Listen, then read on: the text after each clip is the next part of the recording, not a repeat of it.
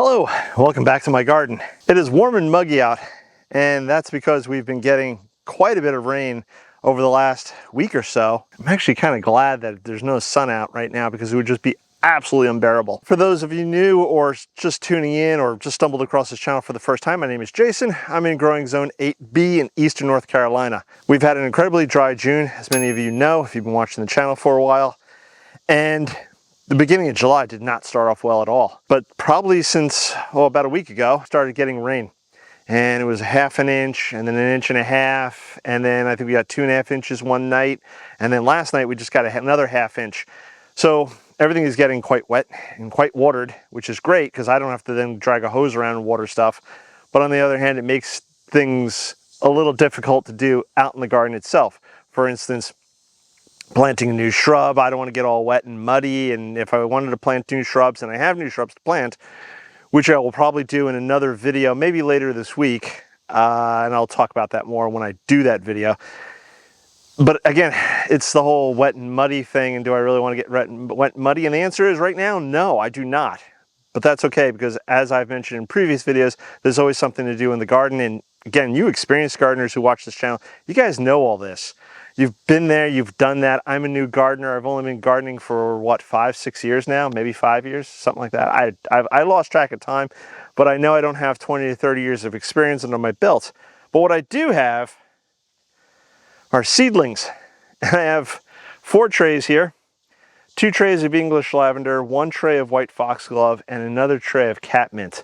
And these are all seeds that I wanted to start now, so maybe I can plant them out in the fall, and then maybe they'll survive the winter as long as we don't have a brutal winter. Again, I'm in growing zone 8B. We rarely have if we have a freeze, it's for a couple of hours. It's not for days, it's not for weeks, it's not for months. It's a couple of hours at best, and then it warms up well above freezing most days. So I'm going to take the risk and I'm going to take the chance, and hopefully we'll see what happens. These seedlings that I have here in these trays grow up to be nice little small plants that I can then plant out that then will hopefully, they probably won't put on much growth during the winter because it'll be cold and there's not that much sun, but hopefully again they survive, and by the time everything starts heating up in the springtime, they should take off and have a head start over many of the seedlings that I will start in the greenhouse over the winter. If they're not appropriate size, or I don't feel they're large enough to go out into the ground, or I'm worried about the winter forecast, then what I'll simply do is just keep them in the pots that I'm going to up pot them with today and leave them in the greenhouse. I'm going to stop talking now and take these trays over into the greenhouse where we're then going to pot them up. I wish my fan was running right now. It is a little warmer in here in the greenhouse. Unfortunately, working on the table is a little rough at the moment because of the low hanging shade cloth, and that's a whole nother story. That's all my fault. That's okay. We're going to make do with what we have today. And right now I'm at my potting bench here in the greenhouse. And the reason I started some of these was, again, so I could plant some of them out, hopefully in the fall. And also, one of the varieties I planted, which is the white foxglove, I had already planted a lot out front in the flower garden. If you can remember, I planted a bunch out underneath the pine tree in the front. If you're, again, new to the channel or just stumbled across this, I had planted probably about 20 foxgloves out there, white foxgloves, in the hopes that next year they would flower and I would have just this awesome display of white foxgloves. But unfortunately, Mother Nature decided that she had other plans, and it's been really hot and really dry, again, like I said, for about the past 6 weeks. And even with my hand watering is just not enough when it's that hot and dry out. So I lost a lot of foxgloves. But hopefully, with this batch right here, I can get maybe, well, I know I can get probably a dozen plants out of here. There's probably a couple of hundred in here. But I'll dig some of these out and I'll up pot them. These are growing pretty fast. They've been outside getting all that natural rainwater, which is fantastic. And they've been growing like gangbusters. This tray is, again, overfilled. Now, catmint, I don't plan on keeping all of these seedlings. And actually, I'm looking at them now, and they're quite leggy because it's been underneath the shade cloth, and I've been trying to protect the plants from the brutal heat and sun. That being said, of course, being underneath the shade cloth, they don't get as much light as they would like to. So I'm going to up pot these as well. They'll probably go on the table that's further out from the shade cloth so they get more sunlight. And I'm probably going to keep maybe 6 of these. I don't need or want a lot at this point, and if I ever change my mind, I can either take cuttings and propagate that way in the future, or I can get more seed, because seed's relatively inexpensive. I think I paid like $2 for these, and if I'm not mistaken, I got them at not Southern Seed. I'll leave the name of where I got them from right here. They're not sponsored, but I just thought I'd give a little shout out to let you know, guys, know where I got the seeds from. They actually have a ton of seeds for a ton of different plants that you would normally not find really almost anywhere else, or at least I haven't found for almost anywhere else. So if you're interested, you can go check them out. But catmint here. And the lavender that I have is starting to put on some of its true leaves. And I'm probably going to keep maybe 6 or so of these. I'm going to start potting these up and we'll go from there. Doing the up potting here also gave me the excuse to do a little cleaning here inside the greenhouse. And I really need to come into the greenhouse and do a deeper clean. But what I'll probably wind up doing is waiting till the fall when it's a little cooler, or a lot cooler out, and then just spend a few hours in here cleaning the space up and getting it ready for winter. Because I like to grow things in the greenhouse during the winter time if I can. If I have tender seedlings or tender plants, let's say I have some fresh cuttings of boxwood or something, I'll bring them into the greenhouse, and that provides some shelter and a little bit of warmth. Some of you may use like a pencil or a pen. I got this Sneebor little seedling pricking tool here, and I've been using it and I love it. Going to start with, I think, the catmint. I'm just gonna show you a couple of that. I'm gonna up pot here, and all the trays here, again, because they've been sitting outside, they are absolutely saturated, which is good for the plants. So I'll get a little plant, pop that in, tuck that in. What I should have done before I started recording was make labels. Always label your plants. At least that's the mantra I try to tell myself. Here we go, there's a good one.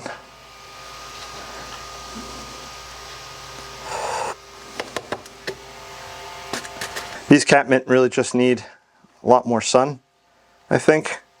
And I think these will absolutely be ready for the fall. Again, I've been growing zone 8B. My niece has catmint in front of her house, and it is doing phenomenal, and it has survived multiple winters. So, again, we'll see what happens, but I should be able to put these in the ground in the fall. They should get a good rooting. They are small in the pot, but hopefully they'll grow into the pot, and they got plenty of room for the roots to grow, and this is fresh potting soil. I'm not short of pots, so I think I'm going to do a total of 8, although I only want 6. If I pot up 8, that will give me an extra 2 in case some of these don't make it. I'm already running out of room. I am a terrible, terrible organizer here.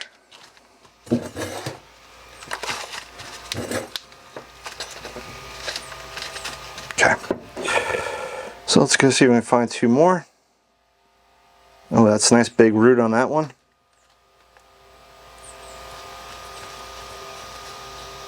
Like that one.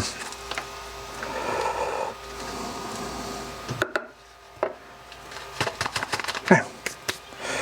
Let me put these outside and get them labeled. All right, so I have my 8 catmint that I wanted. Like I said a minute ago, I just really probably only want 6, for at least for now, until I know for sure exactly where I'm gonna put them, kind of thing. And in the future, I may want more catmint, but from my understanding, catmint grows pretty abundantly. So I could always take cuttings from it, and I could start new plants from that if I want it elsewhere, or just let them spread in a certain area. I'll figure it out once I get there. If you have any experience with catmint or any suggestions with catmint, please leave those comments below. In the meantime, I'm gonna pot up the rest of this stuff, so cue the music, and let's go to work.